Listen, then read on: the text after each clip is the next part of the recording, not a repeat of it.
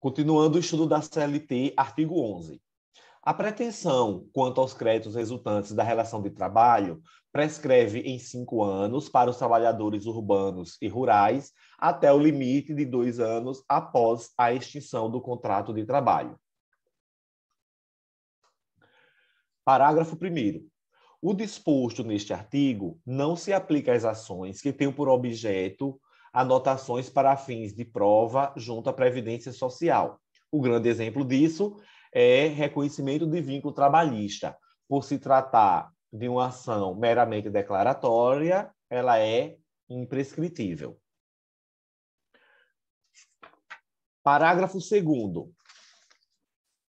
Tratando-se de pretensão que envolva pedido de prestações sucessivas decorrente da alteração ou descumprimento do pactuado, a prescrição é total, exceto quando o direito à parcela esteja também assegurado a preceito de lei.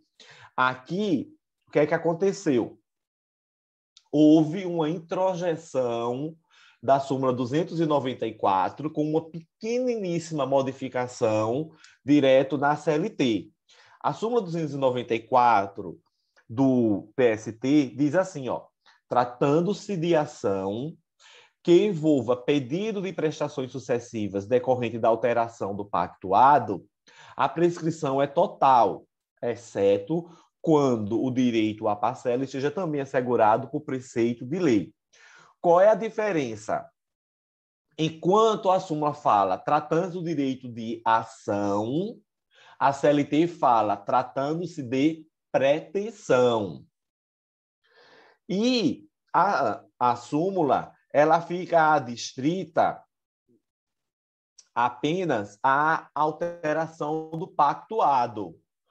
A CLT, com a reforma, ela foi mais ampla, porque é tanto prestação sucessiva decorrente de alteração, quanto decorrente de descumprimento do pactuado. Olha a redação como ficou mais inteligível. Tratando-se de pretensão, e não meramente da ação, certo? Então, tratando-se de pretensão que envolva o pedido de prestações sucessivas, decorrente da alteração ou descumprimento do pactuado, a prescrição é total, exceto quanto a direito à parcela que também seja assegurado por preceito de lei. Então, só para enfatizar que a reforma trabalhista, ela trouxe essa súmula 294 para o texto da CLT com uma pequena modificação, enquanto na súmula fala tratando-se de ação que envolva os direitos, parágrafo 2º do artigo 11 da CLT fala de pretensão. E enquanto a súmula fica adstrita à questão da alteração do pactuado, o novo texto legal fala tanto da alteração quanto do descumprimento do pactuado. Parágrafo 3º. A interrupção da prescrição somente ocorrerá pelo ajuizamento de reclamação trabalhista, mesmo que em juízo incompetente, ainda que venha a ser extinta sem resolução de mérito, produzindo efeito apenas em relação aos pedidos idênticos. Ou seja, só vai interromper a prescrição daqueles pedidos que foram ajuizados na ação anterior, ainda que tenha sido ajuizada no juízo incompetente e ainda que tenha sido extinta sem resolução de mérito. Aqui tem uma discussão também sobre não ser só a reclamação trabalhista, né? Como se o legislador aqui tivesse usado um termo genérico para abranger qualquer tipo de reclamação, que reclamação trabalhista é o nome da nossa ação ordinária, né? Então, por exemplo, uma ação de protesto também teria esse condão. Mas é claro que a gente precisa observar que uma relação trabalhista tem vários direitos, então só vai interromper mesmo em relação ao que for pedido. E aqui um artigo científico que tem no Google, que é fácil de encontrar, que é muito bom para a gente entender a diferença entre prescrição e decadência e o que é imprescritível, é um artigo que fala critério científico para distinguir prescrição e decadência. E ele fala exatamente isso. Se o pedido é declaratório, é imprescritível. Se o pedido é condenatório, é sujeito à prescrição. Se o pedido é constitutivo, sujeito à decadência.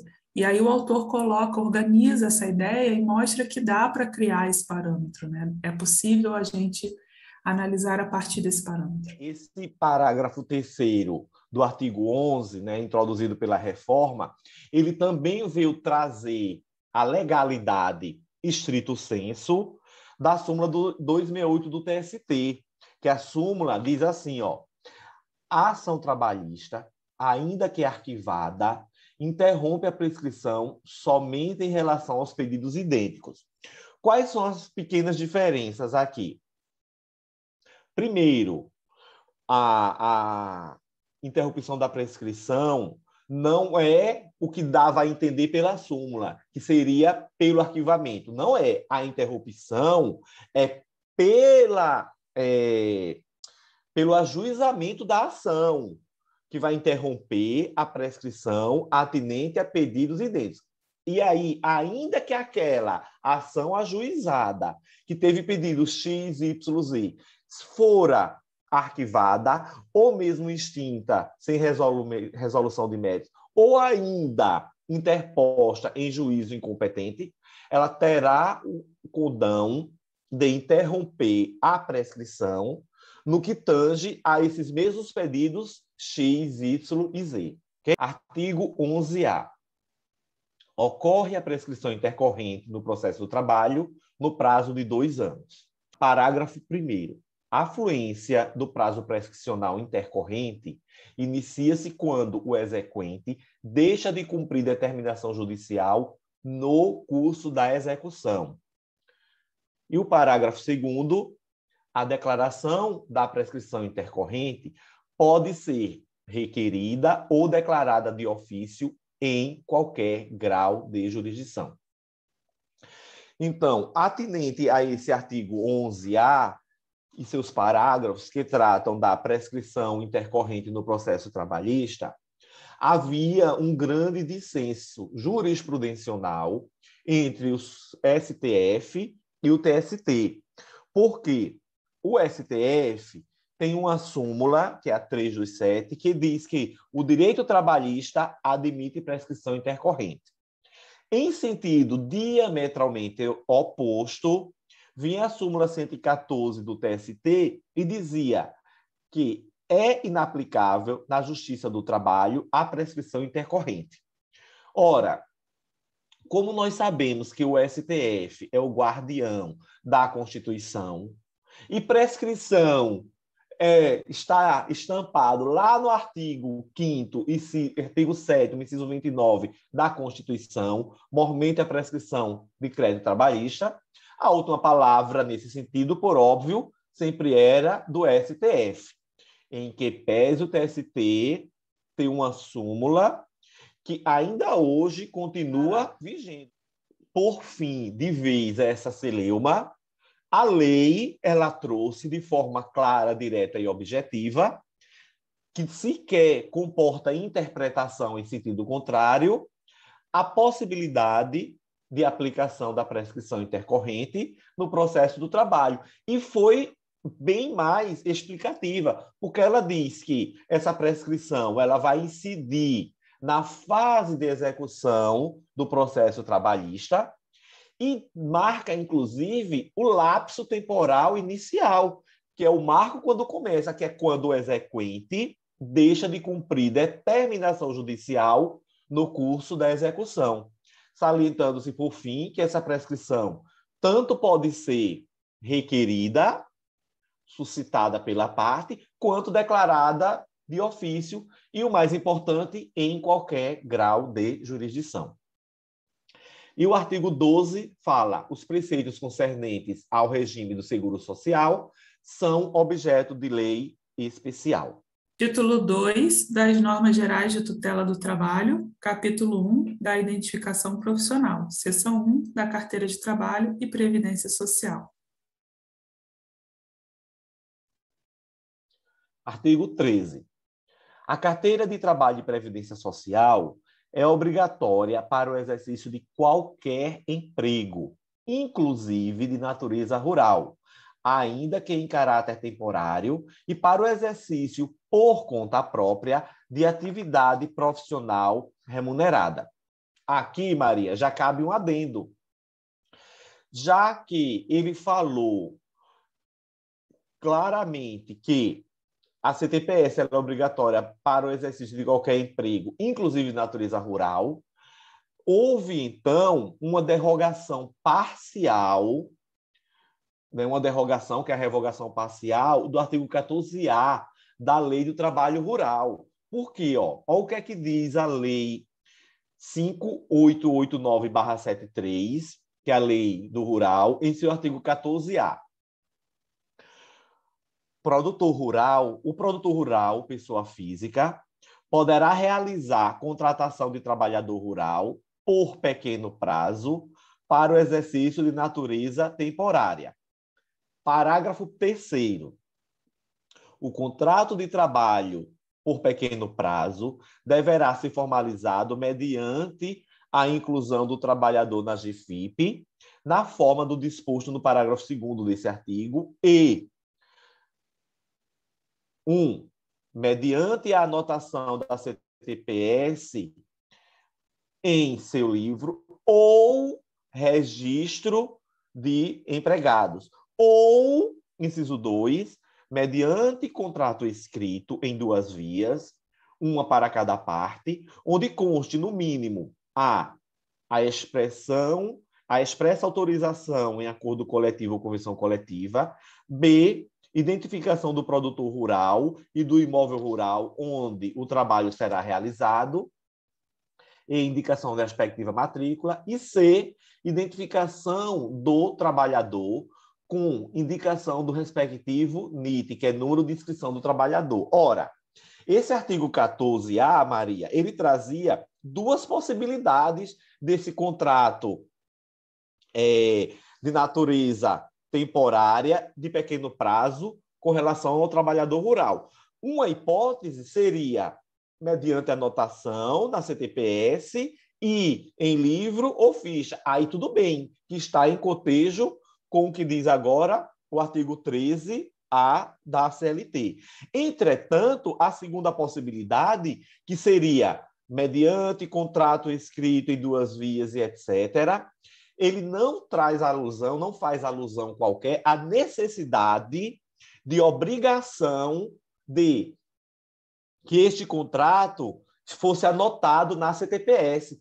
E o artigo 13 da CLT, ele é taxativo ao exigir que a CTPS é obrigatória para o exercício de qualquer emprego, inclusive de natureza temporária, inclusive de natureza rural, ainda que em caráter temporário.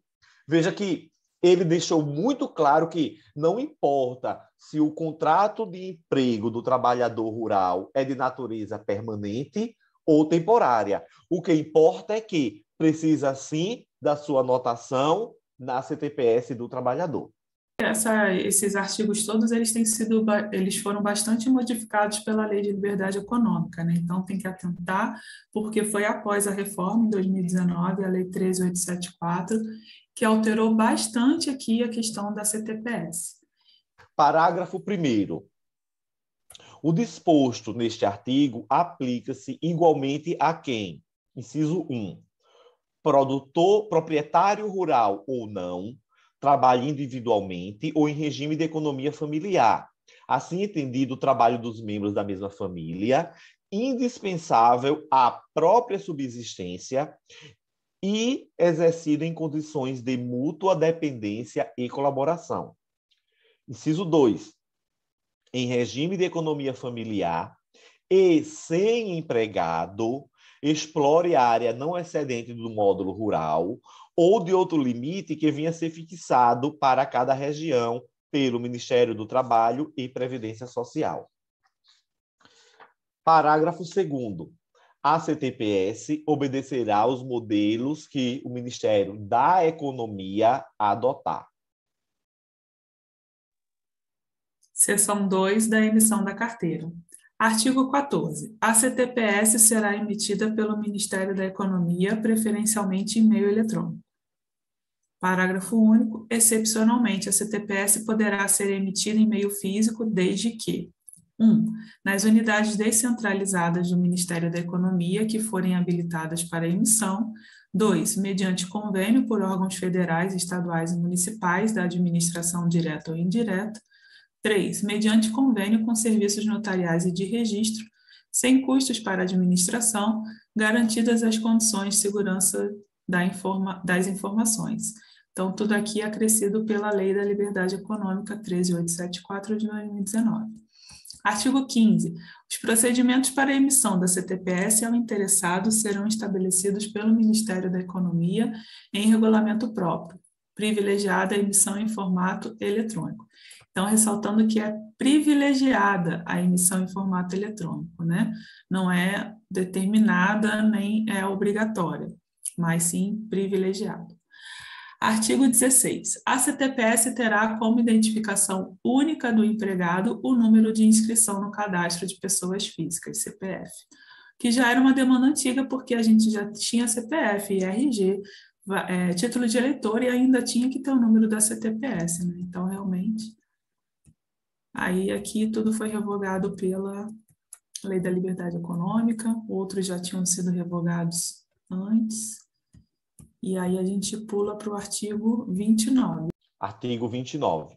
O empregador terá o prazo de 5 dias úteis para anotar na CTPS, em relação aos trabalhadores que admitir, a data de admissão, a remuneração e as condições especiais, se houver, facultada a adoção do sistema manual, mecânico ou eletrônico, conforme instruções a serem expedidas pelo Ministério da Economia. A redação anterior, o prazo era de 48 horas, e mediante recebimento a contra-recibo. Hoje, com a implantação da carteira digital, não precisa mais de contra-recibo e esse prazo agora foi estendido para 5 dias úteis. Parágrafo 1º. As anotações concernentes à remuneração devem especificar o salário, qualquer que seja a sua forma de pagamento, seja ele em dinheiro ou em utilidades, bem como a estimativa da gorjeta. Parágrafo 2º. As anotações na carteira de trabalho e previdência social serão feitas na database, a qualquer tempo por solicitação do trabalhador, no caso de rescisão contratual ou necessidade de comprovação perante a previdência social. Parágrafo 3º. A falta de cumprimento pelo empregador do disposto neste artigo acarretará a lavratura do auto de infração pelo fiscal do trabalho, que deverá, de ofício, comunicar a falta de anotação ao órgão competente para o fim de instaurar processo de anotação. Parágrafo 4º. É vedado ao empregador efetuar anotações desabonadoras à conduta do empregado em sua CTPS. Aqui, nesse parágrafo 4º, Maria, tem uma jurisprudência, ela não é tão recente, mas ela é bem interessante. Diz assim, ó, dano moral, configuração, retificação de registro na CTPS, inclusão de informação de que se trata de cumprimento de decisão judicial. Configura lesão moral a referência na CTPS do empregado de que algum registro ali constante decorreu de determinação judicial, constituindo a anotação desnecessária e desabonadora nos termos do artigo 29, parágrafo 4º da CLT. Hoje, como é que o TST tem decidido sobre a questão de dano moral com relação à carteira de trabalho? O simples fato do empregador deixar de anotar a CTPS do empregado, ou apenas via ter reconhecido o vínculo de emprego numa demanda judicial, não induz por si só em abalo moral capaz de ensejar uma indenização por dano moral. Agora, de outra sorte, quando o empregador maliciosamente apõe na CTPS do seu empregado, do seu ex-empregado, fato desabonador, ele está descumprindo claramente o parágrafo 4º do artigo do artigo 29 da CLT, o que induz em dano moral. A mesma coisa quando ele anota na CTPS do empregado que só está fazendo aquela assinatura em cumprimento à ordem judicial no processo número tal.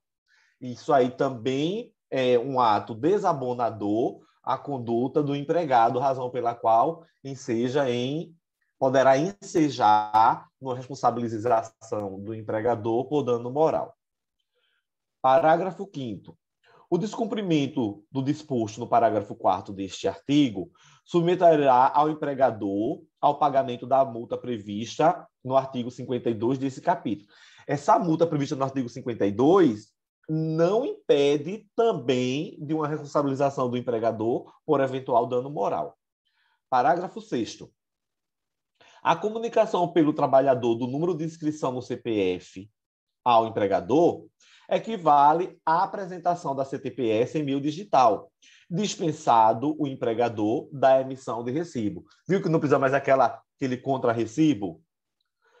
Parágrafo 7º. Os registros eletrônicos gerados pelo empregador nos sistemas informatizados da CTPS em meio digital equivalem às anotações a que se referem esta lei. Parágrafo 8º. O trabalhador deverá ter acesso às informações de sua CTPS no prazo de até 48 horas a partir de sua anotação. Aqui é o pulo do gato para não errar. Lembra, o prazo antigamente era 48 horas para anotar. Agora não mais. São 5 dias úteis para anotar. Aí sim, após a anotação, deverá ser disponibilizado ao trabalhador todos os dados pertinentes àquela anotação feita pelo empregador naquele prazo de 5 dias úteis, agora dentro do prazo de 48 horas a contar da anotação, ok? E aí, artigo 30, 35 revogado.